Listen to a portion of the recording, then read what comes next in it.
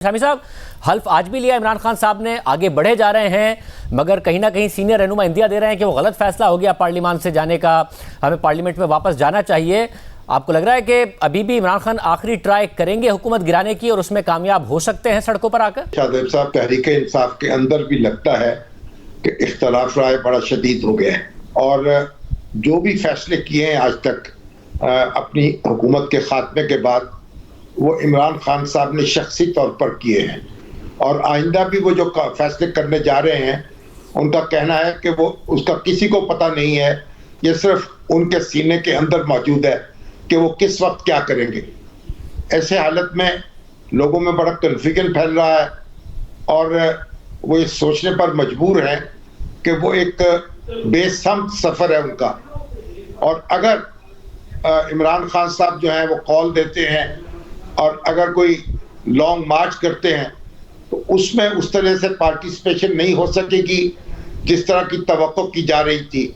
और इमरान खान साहब जो हैं अब उनके खिलाफ मुकदमात की बात भी सुन रहे हैं। वो कह रहे हैं कि उनके खिलाफ फेक वीडियोस भी बनाई जा रही हैं और मुख्तलिफ लीक्स जो है वो भी आने वाली हैं, और ये भी कह रहे हैं कि ये घड़ी जा रही हैं और मुस्लिम लीग नून उनके खिलाफ घड़ी हुई जो है वीडियो जारी करने वाली है। तो ये बड़ा एक अफरा तफरी का समा है और लग नहीं रहा कि वो यकसुई कहीं हो गई है। तो मेरा ख्याल पीटीआई के जो लोग सोचने समझने वाले हैं वो भी परेशान है और वो समझते हैं कि वो सहरा में जा रहे हैं और कुछ मालूम नहीं कि उनके पास उन पर क्या बीतेगी। तो ऐसे में अब इमरान खान साहब का इम्तिहान है कि वो अपने आप को संभालते हैं, गौर करते हैं और फिर कोई इक़दाम करते हैं, या बिना सोचे समझे जो है वो सफर पर रवाना हो जाते हैं जिसकी मंजिल का भी उनको पता नहीं है और जिसकी इब्तिदा की भी खबर नहीं है और इंतहा की भी खबर नहीं है। भाई साहब, आप क्या समझते हैं, क्या सूरत हाल है? इमरान खान सड़कों पर या तहरीक इंसाफ वापस पार्लियामेंट में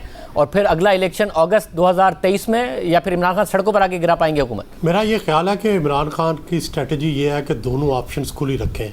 उनके जो पार्टी के रहनुमा हैं वो इमरान से हट के ये कहते हैं कि हमें वापस पार्लियामेंट चले जाना चाहिए, लेकिन वो कहते हैं इसके लिए हमें आप इलेक्शन की तारीख दे दें, इलेक्शन का महीना दे दें, तो हम वापस पार्लियामेंट आ जाएंगे और पार्लियामेंट आकर हम इलेक्टोरल रिफॉर्म्स पे बात करेंगे।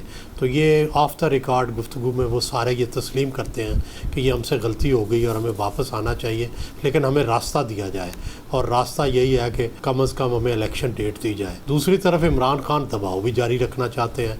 वो ये तासुर नहीं देना चाहते कि उनसे गलती हो गई और उनसे ये जो है इस्तीफ़ों वाली गलती हो गई। वो चाहते हैं कि मैं दबाव भी जारी रखूं और इस दबाव के दौरान अगर इलेक्शन की डेट मिले तो मैं वापस भी चला जाऊं। तो वो एक फेस सेविंग यूँ समझे कि उनको एक फेस सेविंग चाहिए, और मेरा ख्याल है फेस सेविंग दे भी देनी चाहिए हुकूमत को और इन्हें वापस पार्लियामेंट में ले लेना चाहिए ताकि इलेक्टोरल रिफॉर्म्स हो और अगले इलेक्शन की डेट की तरफ बढ़ा जाए। मगर वड़ाई साहब, ये जो बात है कि इस्टेब्लिशमेंट पर भी साथ दबाओ कि आप हमारे जब साथ थे तो बड़े मकबूल थे, अब आप बहुत गैर मकबूल हो गए हैं, और ज़ाहिर है फिर इमरान खान कहते हैं न्यूट्रल मत रहो, मेरे साथ आकर खड़े हो जाओ। ये मौजूदा आर्मी चीफ पर दबाव डाल रहे हैं, या अब ये समझ में आ गया है कि मौजूदा आर्मी चीफ तो अपनी मुद्दत पूरी करके चले जाएंगे, नए आर्मी चीफ के आने से पहले ही उन पर दबाव डाल रहे हैं? और किस हद तक दुरुस्त है कि इस्टेब्लिशमेंट जब तक तहरीक इंसाफ के साथ खड़ी थी तो मकबूल है, अब गैर मकबूल है? मेरा नहीं ख्याल, पहले भी जब पीटीआई को वो सपोर्ट कर रहे थे तब भी गैर मकबूल थे और अब भी कोई उन्हें मकबूलियत नहीं मिली। मेरा ख्याल है कि इस्टेब्लिशमेंट का तो रोज़ बरोज़ जो उनका रोल है उस पर तनकीद ही बढ़ रही है। तो मेरा ख्याल है उन्हें इसलिए न्यूट्रल होना ही उनके लिए ज़्यादा मुनासिब है, चाहे इस पर तनकीद भी हो, लेकिन उनका असल रोल यही है कि वे न्यूट्रल रहें और उन्हें न्यूट्रल ही रहना चाहिए।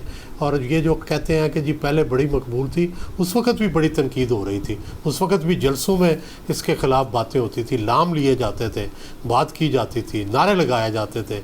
तो क्या वो सबको लोगों को भूल गया?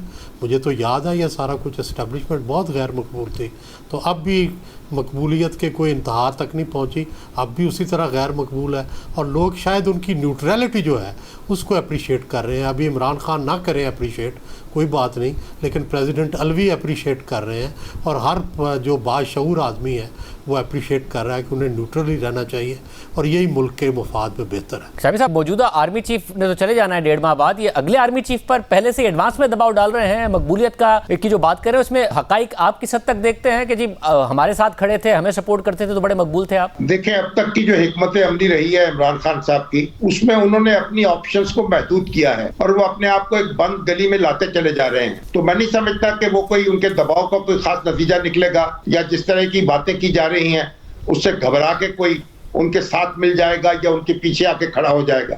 वो जो कुछ भी कर रहे हैं उसका एक रद्द अमल पैदा हो रहा है और रद्द अमल उनके खिलाफ यकसुई पैदा कर रहा है। इसलिए उनके लिए मुनासिब बात यही थी और सदर आरिफ अलवी साहब ने भी आज उस तरफ इशारा कर दिया कि वो एक अपोजिशन लीडर के तौर पर असेंबली में बैठते, उनकी बड़ी ताकत होती, वो अपनी पार्लिमानी सियासत करते, जलसों में भी अपनी तवानाई का सबूत देते और जब इलेक्शन आता तो उसमें अपनी ताकत का मुजाहरा कर देते। लेकिन उन्होंने जिस तरीके से पेशकदमी की है उससे उनको कुछ भी हासिल नहीं हुआ।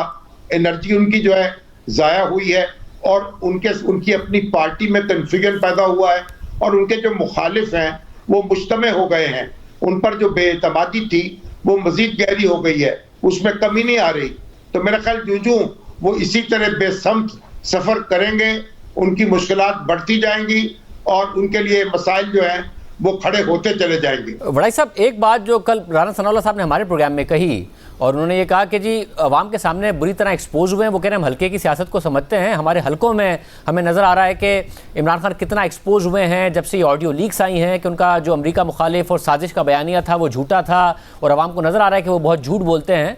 आपको लग रहा है वाकई कि पल्स यही है? क्योंकि इमरान खान साहब क्राउड तो पुल कर रहे हैं, 16 तारीख को इलेक्शन होना है, उससे भी काफ़ी कुछ पता चल जाएगा, मगर वो क्राउड तो अच्छा पुल कर रहे हैं। मेरा ख्याल है कि जो वक्त है ना जी, वो बहुत बड़ा हीलर है और वो वक्त जो है वो चीज़ों को एक्सपोज भी करता है।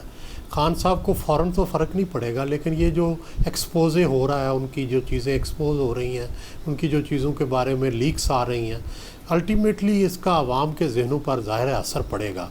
और इमरान खान साहब के बारे में जो ये तासुर था कि वो इंतहाई ईमानदार हैं, बड़े स्ट्रेट फॉरवर्ड हैं, बिल्कुल वो कोई बनावट नहीं करते।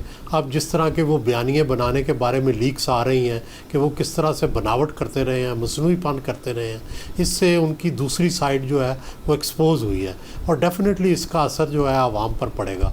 लेकिन इसका फौरी असर नहीं पड़ता होता, बड़ा वक्त लग जाता होता है और वो वक्त जो ज़ाहिर है कई महीने हैं। अगर इसी तरह एक्सपोज होते रहे तो डेफिनेटली हलकों पर भी इनका असर पड़ेगा, लेकिन फौरी असर नहीं।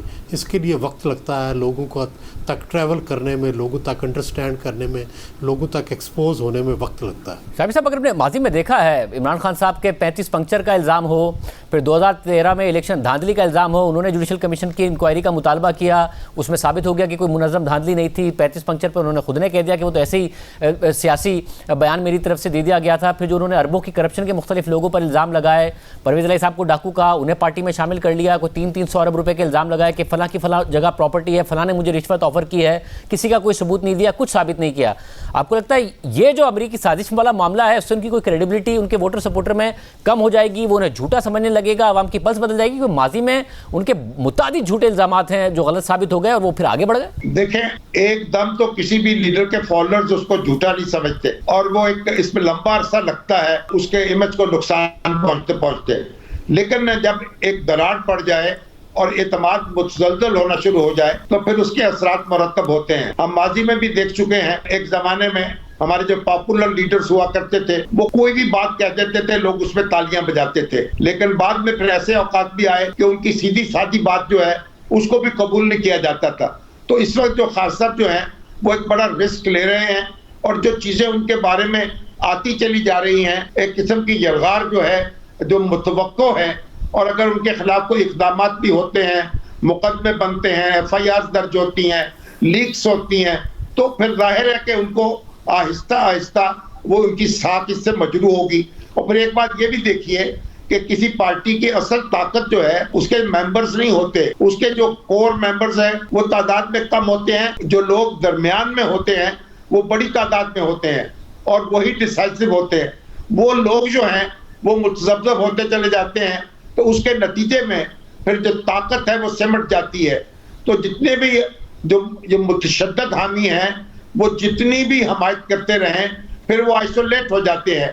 तो मेरा ख्याल ये एक सफ़र है जो एक वक्त लेता है, लेकिन मेरा ख्याल बिल आखिर इसके नतीजे में बहुत कुछ हो जाता है जो सोचा जा रहा होता है और बहुत कुछ नहीं हो पाता जिसकी लीडर तवक्को कर रहे होते हैं।